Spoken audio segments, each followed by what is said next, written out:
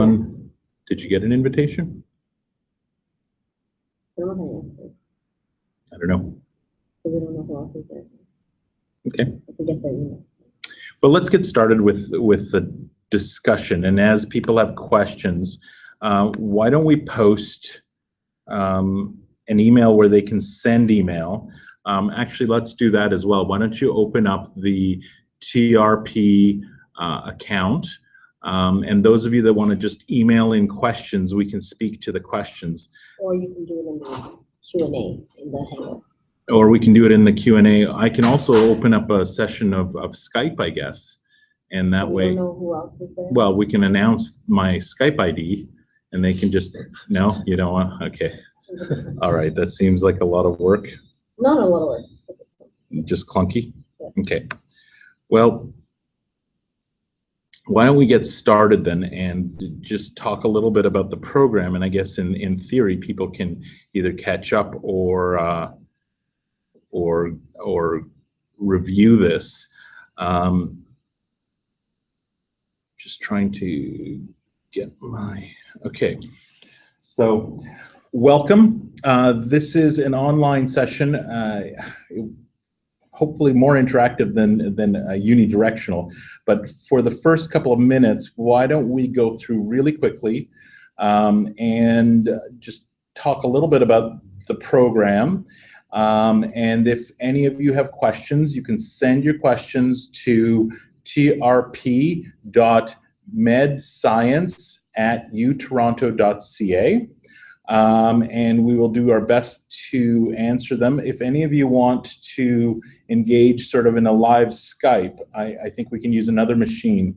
I'm still for that because I like the idea of interacting rather than just talking to a camera.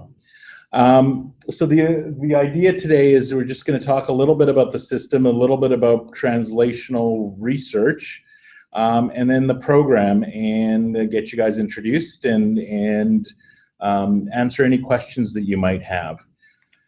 So I think where it's key is we need to acknowledge one fact. The system is broken.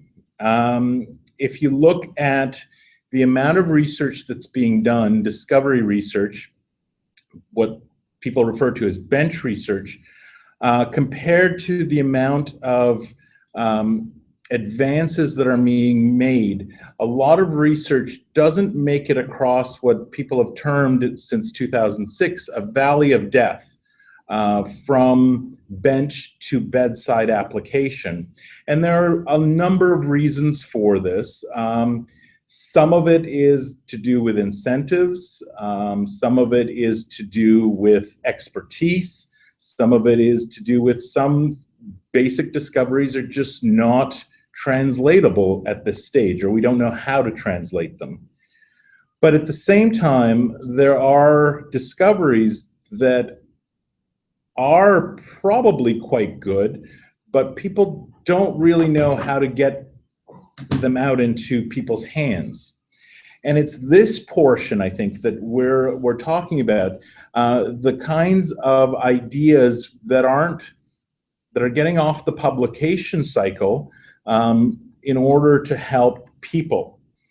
And the disincentives towards translation include things like the model of education that's out there and the idea of having an apprentice work with or for a master until they understand what they're doing, in a very real sense, is a barrier to innovation, because you're essentially learning to do exactly as the master teaches you to do. So it perpetuates a consistency, which is not a bad thing in many cases, but it is a challenge to innovating, to making things new and trying new things.